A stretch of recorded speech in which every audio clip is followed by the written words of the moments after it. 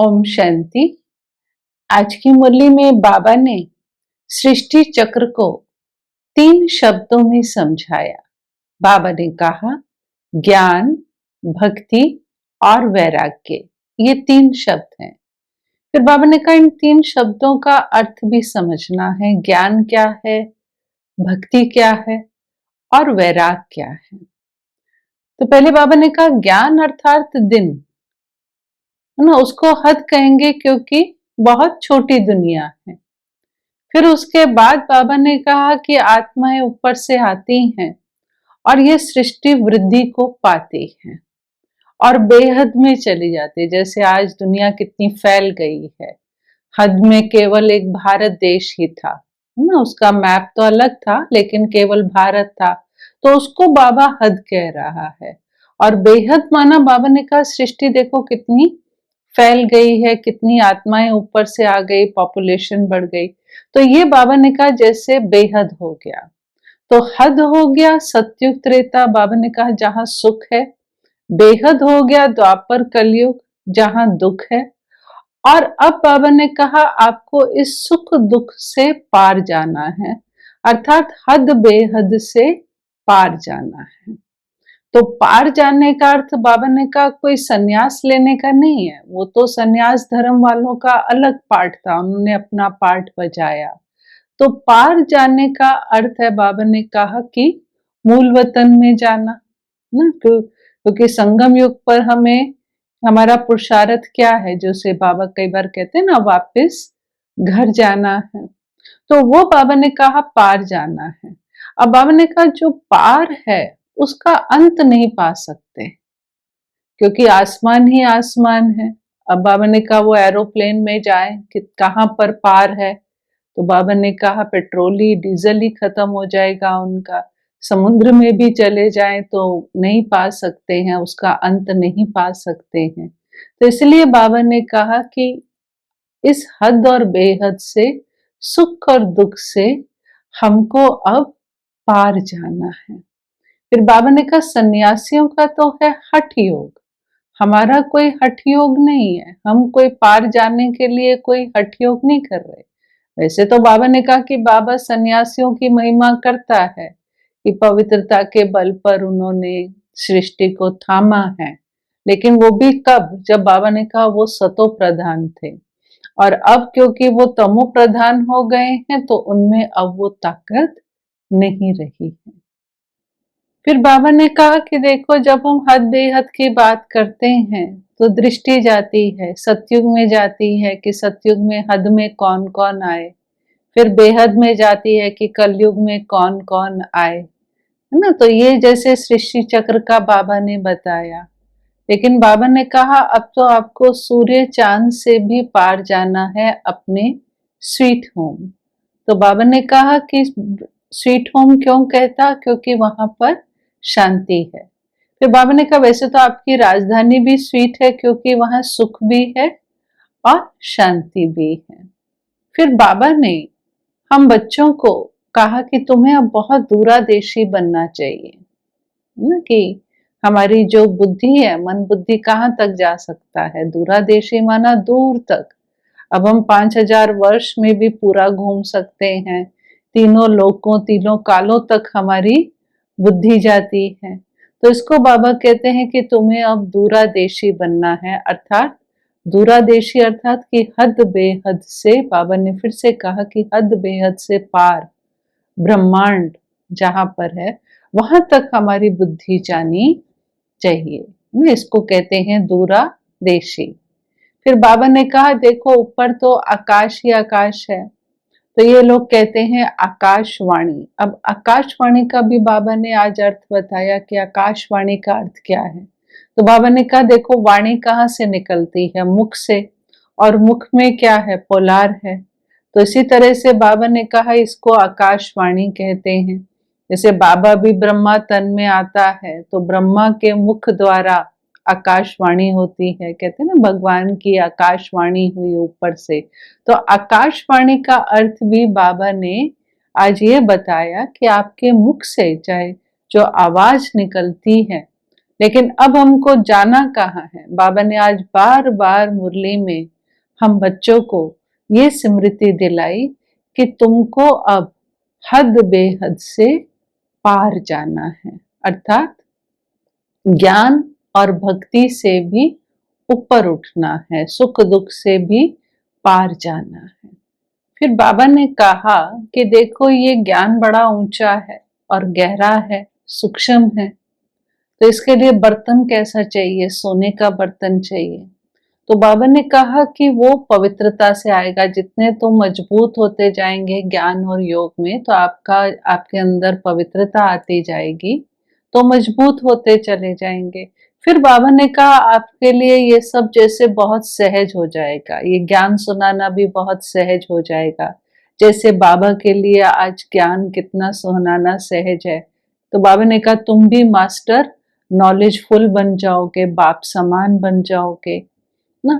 फिर बाबा ने कहा कि देखो कि आपको क्या करना है कि बुद्धि को बहुत पवित्र रखना है, अर्थात हमारे अंदर, बाबा ने कहा आपके अंदर कोई भी उल्टे सुलटे संकल्प नहीं आने चाहिए। एक तो इस बात का टेंशन रखो, क्योंकि उल्टे सुलटे संकल्प क्या करेंगे, बुद्धि को अपवित्र बना देंगे। फिर दूसरी बात बाबा ने कहा कि आपको गृहस्थ व्यवहार में रहते हुए कमल फूल समान पवित्र भी रहना है ना, और देह सही देह के सब संबंधों को भूलकर बाप को याद करना है। ये बाबा ने कहा ये सब मेहनत आपको करनी है। पुरुषार्थ कराना बाप का काम है, लेकिन पुरुषार्थ करना तो बच्चों का काम है। तो बाबा ने कहा ये मेहनत करनी पड़ती, ये इसमें मेहनत है, क्योंकि बाबा ने कहा ये ज्ञान रतन ऐसे हैं कि इसको ठहरने के लिए, ये ज्ञान रतन उसी की बुद्धि में ठहरेंगे जिसकी बुद्धि पवित्र होगी। फिर बाबा ने ब्रह्मा बाबा को याद किया कि बाबा ने कहा देखो ये भी ना बिजनेस करता था, किसका, जौहरात का बिजनेस करते थे ब्रह्मा बाबा। तो बाबा ने कहा ब्रह्मा बाबा क्या करता था कि बहुत कोई कीमती हीरा होता था तो उसको चांदी के डब्बे में कपूस के अंदर बहुत अच्छे से रखता था। फिर कोई ग्राहक आता था तो उसको बाबा प्रेजेंट करता था, दिखाता था।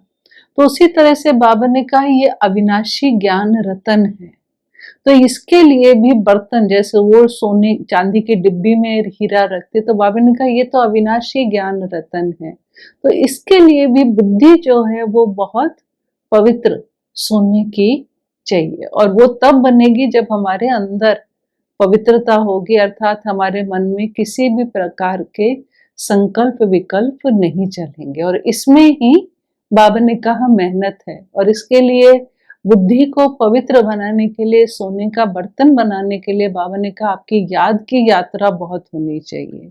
फिर बाबा ने मुरली में आज ट्रेटर्स को भी याद किया कि बाबा ने कहा कि महारथी भी ट्रेटर बन जाते हैं, मना सेंटर चलाने वाले, मुरली चलाने वाले, उनको भी बाबा कहता है माया हप कर जाती है, तो वो क्या बन जाते हैं। फिर बाबा ने कहा वो माया भी ट्रेटर बन जाते हैं, जैसे दुनिया में भी ट्रेटर बन जाते हैं।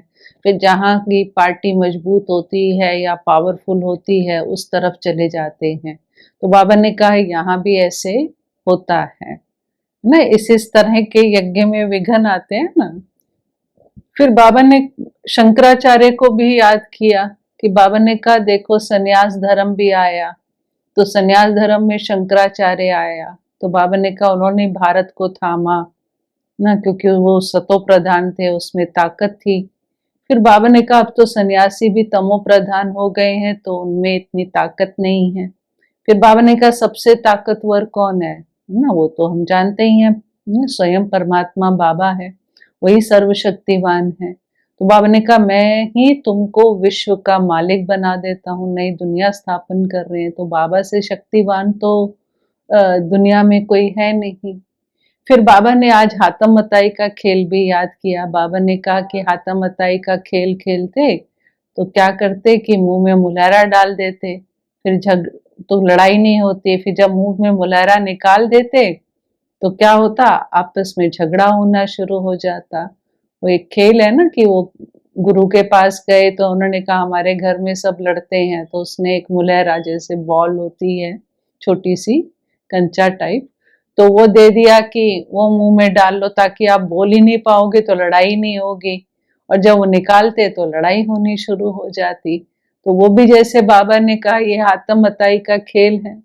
फिर बाबा ने आज छुई मुई को भी याद किया। बाबा ने कहा बाबा के कई बाबा के बच्चे छुई मुई हैं, छुई मुई माना जरा सा कुछ कह दो तो एकदम से बाबा को छोड़ के चले जाते हैं, ज्ञान छोड़ के चले जाते हैं, जिसको बाबा टच मी नॉट कहता है। तो ऐसे ऐसे बाबा ने वैरायटी बच्चों को भी आज याद किया, है ना, और सावधानी दी कि हमें ये सब माया के रूप बाबा ने एक्चुअली बताया कि देखो माया किस किस तरह से आती है, और यही मेहनत है, इस पर हमें विजय प्राप्त करनी है।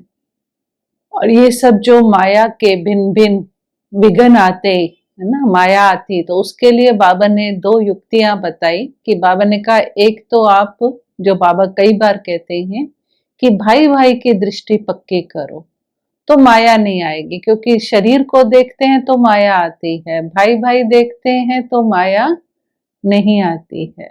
और दूसरी बात बाबा ने एक और अंडरलाइन कराई कि बाबा ने कहा तुमने अब तक जो भी पढ़ा है वो भूल जाओ, माना विशेष भक्ति में शास्त्र आदि जो पढ़े हैं वो सब भूल जाओ, और एक बाप जो सुनाता है वो याद रखो, और एक बाप को याद रखो। क्योंकि बाबा ने कहा आप कौन हो? आप हो, बाबा ने बहुत सुंदर टाइटल दिया, बाबा ने कहा आप हो राज ऋषि। और आज के वरदान में बाबा ने सर्व आकर्षणों से मुक्त होने की बड़ी सहज विधि बताई।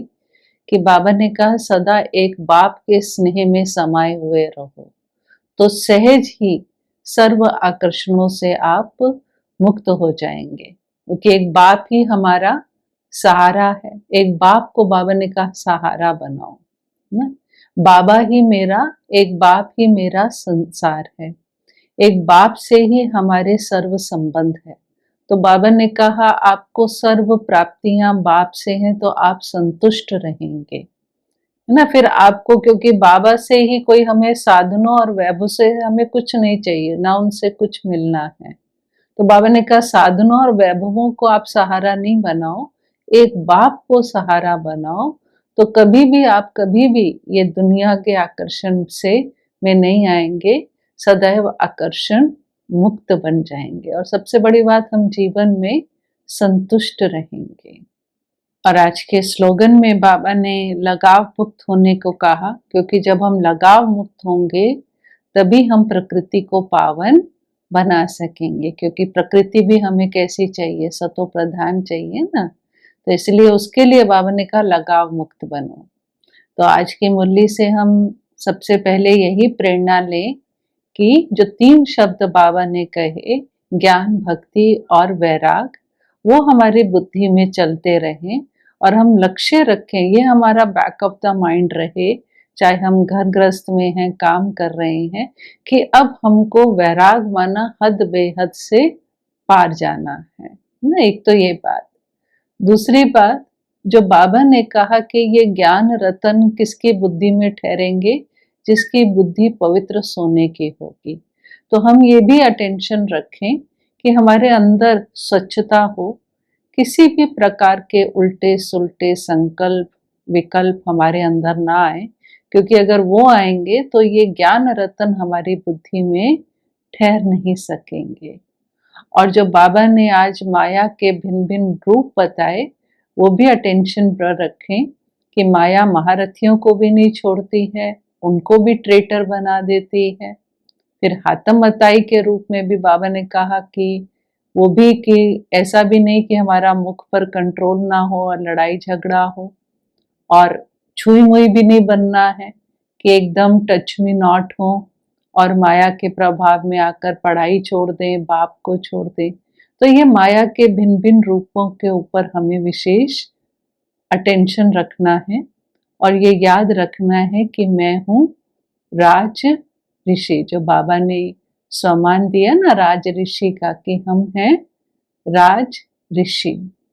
और जो बाबा ने आज के वरदान में कहा कि एक बाप को हमें सहारा बनाना है, बाबा ही मेरा संसार है, और प्रकृति को पावन बनाने के लिए हमें लगाव मुक्त बनना है। ओम शांति।